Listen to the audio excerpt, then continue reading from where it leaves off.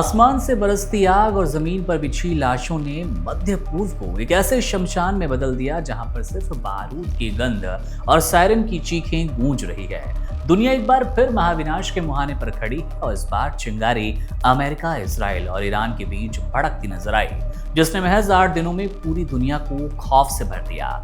Operation epic fury के नाम से शुरू हुआ ये युद्ध अब किसी देश की सीमा तक सीमित नहीं रह गया, बल्कि ये विश्व युद्ध की उस आहट की तरह है जिसे कोई सुनना नहीं चाहता।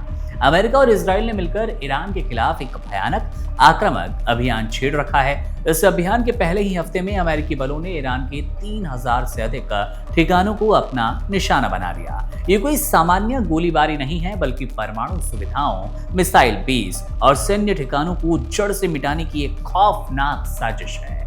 अमेरिका इस जंग को एक फुटबॉल मैच की तरह खेलकर जल्द से जल्द जीतने की उम्मीद लगाए बैठा था, लेकिन डोनाल्ड ट्रंप की रणनीति शायद ईरान के बिछाए शतरंज के खेल को समझने में नाकाम रही। अमेरिका ने सोचा था कि भीषण बमबारी से ईरान घुटने टेक देगा, लेकिन ईरान ने अपनी लंबी और गहरी तैयारी का सबूत देते हुए जोरदार पलटवार किया।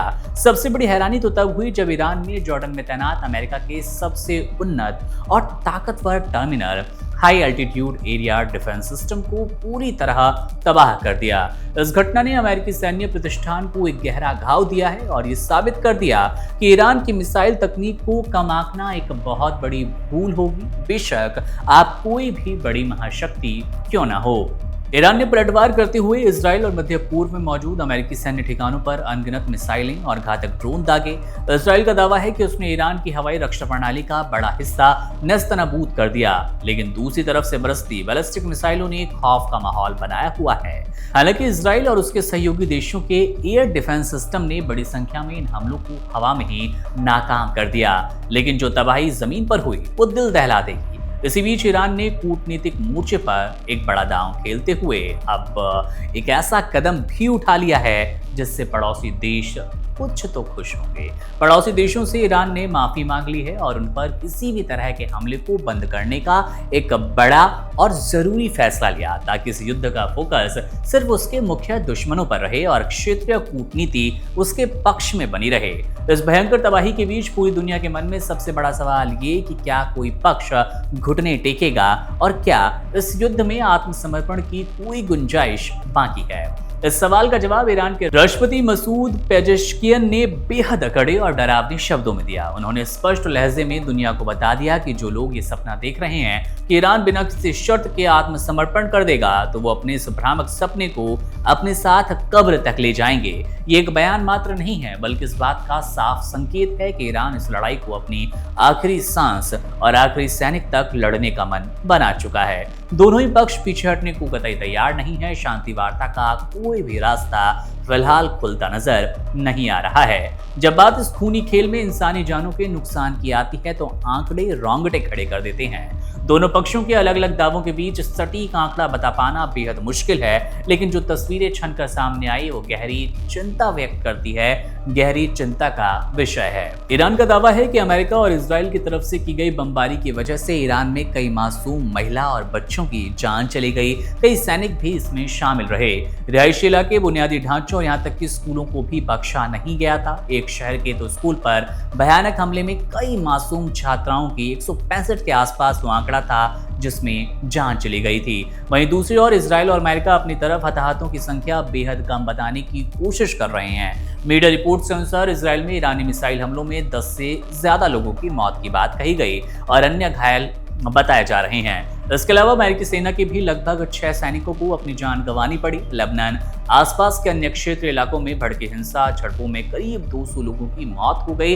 कुल मिलाकर अगर आपको कहें और बताने की कोशिश करें, सटीक आंकड़े तो अभी कहीं नहीं है, लेकिन 600 के आसपास इस युद्ध में लोगों की जान जा चुकी है। इसमें मरने वाले बच्चे, बुजुर्ग, महिलाएं और कई सैनिक शामिल है। इसमें इजराइल के सैनिक, ईरान के सैनिक और अमेरिकी सैनिक भी हैं। अगर सिर्फ मुख्य लड़ाई वाले मोर्चे की बात कर लें तो यह आंकड़ा हमने आपको बताया 600 के पार कर गया, लेकिन नागरिक हताहतों को जोड़ने पर यह संख्या कई हजारों में पहुंच जाएगी, जो कि एक बड़े मानवीय संकट का खुला प्रमाण है।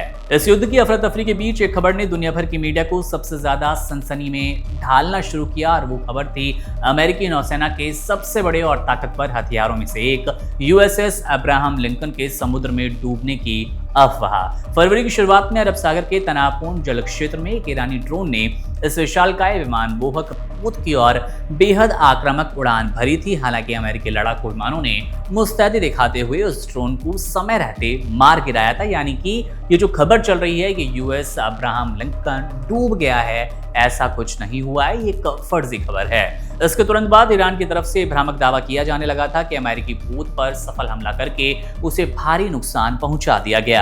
लेकिन इस बहुचर्चित दावे की सच्चाई बिल्कुल अलग है। पेंटागन ने इन सभी अफवाहों को सिरे से खारिज किया, स्पष्ट रूप से दुनिया को बता दिया कि यूएसएस अब्राहम लिंकन पूरी तरह से सुरक्षित है। पोत पर किसी तरह के हमले या उसके डूबने के बाद महज एक कोरा झूठ है, उससे ज्यादा कुछ भी नहीं। मनोवैज्ञानिक युद्ध का हिस्सा भी मानने की कोशिश की है अमेरिका ने इस दावे को। ईरान जिस तरह से युद्धपोत के डूबने की बात कर रहा था, अब ये भीषण युद्ध सिर्फ कुछ मिसाइलों और ड्रोनों का आमना सामना बिल्कुल नहीं है, बल्कि एक ऐसा विनाशकारी बवंडर बन चुका है जिसने पूरी दुनिया की अर्थव्यवस्था, वैश्विक कूटनीति और अंतर्राष्ट्रीय शांति को निगलना शुरू कर दिया। तेल की कीमतें आसमान छूने लगी हैं, दुनिया भर के शेयर बाजारों में अनिश्चितता का माहौल है।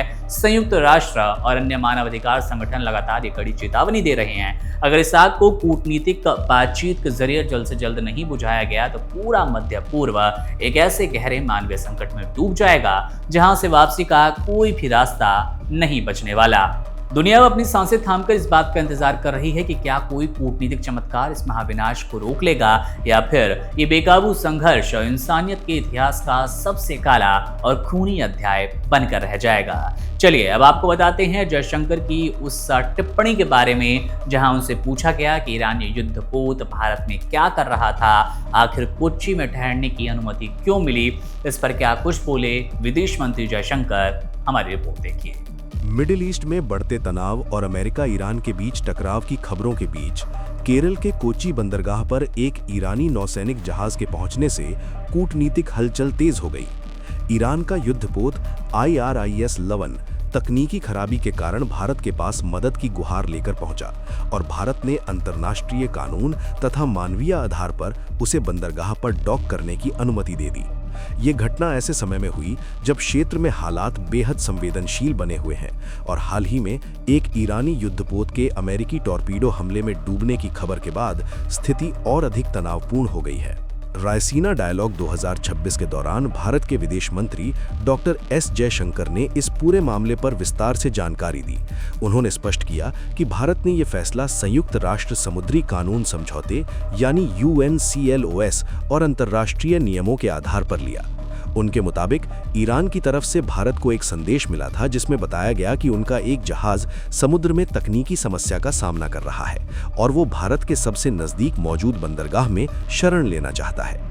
विदेश मंत्री ने बताया कि ईरानी जहाज में कई युवा कैडेट भी सवार थे और जहाज की स्थिति ऐसी थी कि उसे तुरंत तकनीकी सहायता की जरूरत थी। भारत ने 1 मार्च को ही जहाज को भारतीय बंदरगाह में प्रवेश की अनुमति दे दी थी। हालांकि समुद्र में परिस्थितियों के कारण जहाज को कोच्चि तक पहुंचने में कुछ दिन लग गए और बाद में वो सुरक्षित रूप से वहां डॉक कर सका। जयशंकर ने यह भी कहा कि जब ये जहाज अपने मिशन पर निकला था तब क्षेत्र में हालात इतने तनावपूर्ण नहीं थे।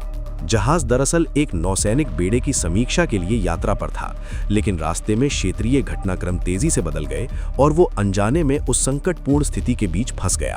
भारत के सामने ये सवाल था कि इस स्थिति में क्या किया जाए। उन्होंने बताया कि भारत ने इस मामले को केवल कानूनी नजरिए से नहीं बल्कि मानवीय दृष्टिकोण से भी देखा। समुद्र में किसी भी जहाज को तकनीकी समस्या या संकट की स्थिति में सहायता देना अंतर्राष्ट्रीय परंपरा और समुद्री नियमों का हिस्सा है। ऐसे में भारत ने मानवीय जिम्मेदारी निभाते हुए ईरान के जहाज को मदद देने का फैसला किया। विदेश मंत्री ने यह भी उल्लेख किया कि इस मुद्दे पर सोशल मीडिया में काफी बहस हो रही है, लेकिन हिंद महासागर की वास्तविक स्थिति को समझे बिना इस तरह की बहस अधूरी है। उन्होंने कहा कि हिंद महासागर लंबे समय से वैश्विक रणनीतिक गतिविधियों का केंद्र रहा है। डिएगो गार्सिया जैसे सैन्य ठिकाने दशकों से यहाँ मौजूद हैं और जिबूती में विदेशी सेनाओं की तैनाती भी इसी सदी की शुरुआत में बढ़ी है। श्रीलंका का हम्बनटोटा बंदरगाह भी इसी व्यापक रणनीतिक परिदृश्य का हिस्सा बनकर उभरा है। जयशंकर ने कहा कि हिंद महासागर की खास बात यह है कि ये दुनिया का एकमात्र महासागर है जिसका नाम किसी देश के नाम पर रखा गया है और भारत इसकी भौगोलिक स्थिति के केंद्र में है। ऐसे में भारत की जिम्मेदारी भी बढ़ जाती है कि वो क्षेत्र में स्थिरता, सहयोग और विकास को आगे बढ़ाए। उनके अनुसार भारत का उदय किसी दूसरे देश की कमजोरियों या गलतियों पर निर्भर नहीं करेगा, बल्कि भारत अपनी क्षमता, संसाधनों और नीतियों के आधार पर आगे बढ़ेगा। उन्होंने ये भी कहा कि जो देश भारत के साथ सहयोग करेंगे उन्हें निश्चित रूप से इसका अधिक लाभ मिलेगा और हिंद महासागर क्षेत्र में साझा विकास की संभावनाएं मजबूत होंगी। और देश दिन भर में अंत में बात हेडलाइंस पर, देश की उन बड़ी खबरों पर जिनका जानना आपके लिए हमारे लिए था जरूरी। सबसे पहले बात कर लेते हैं एलपीजी गैस सिलेंडर्स की, जिनमें आज बड़ी बढ़ोतरी हुई है। इनकी कीमत में घरेलू सिलेंडर की बात करें तो 60 रुपए बढ़ा दिए गए, वहीं पर कमर्शियल सिलेंडर में 115 रुपए की वृद्धि हुई है। दिल्ली में घरेलू गैस सिलेंडर की कीमत 913 रुपए हो गई। वहीं पर गुरमीत राम रहीम को लेकर बड़ी राहत की खबर है। उनके समर्थकों के लिए हाईकोर्ट ने पत्रकार हत्या केस में उन्हें बरी कर दिया है, यानी कि उनकी जो उम्र कैद की सजा थी वो अब अमान्य कर दी गई। उनको उम्र कैद की सजा नहीं काटनी पड़ेगी, हालांकि उन्हें अन्य मामलों में अभी भी जेल में रहना पड़ेगा। इसके अलावा बिहार में मौसम बदलने की बड़ी खबर है, जहां पर कई जिलों में बारिश और तेज हवा का अलर्ट जारी किया गया। दिल्ली एनसीआर की बात करें तो दिल्ली एनसीआर में गर्मी तेजी से बढ़ना शुरू हो गई है, तापमान में वृद्धि देखी गई और कुछ राज्यों में, इसके अलावा देश भर में हीट वेव का खतरा भी सामने आ रहा है। आईएमडी ने अपना अलर्ट जारी किया है। महंगाई की चिंता साफ तौर पर बढ़ती नजर आ रही है, क्योंकि एलपीजी गैस सिलेंडर ही उसका एक हिस्सा भी है। अंतर्राष्ट्रीय ऊर्जा कीमतें बढ़ने से भारत पर इसका सही और बड़ा असर देखने को मिल सकता है। घरेलू सिलेंडर की कीमतों में एक लंबे अंतराल के बाद वृद्धि होना, इसके रेट हाई होना, इसी का संकेत नजर आ रहा है। तो ये थी दिन भर की वो बड़ी खबरें, देश दुनिया की वो बड़ी खबरें जिनका जानना आपके लिए, हमारे लिए और देश के लिए था जरूरी। तमाम बड़ी खबरों और अपडेट्स के लिए आप बने रहिए वन इंडिया के साथ। शुक्रिया। Subscribe to One India and never miss an update. Download the One India app now.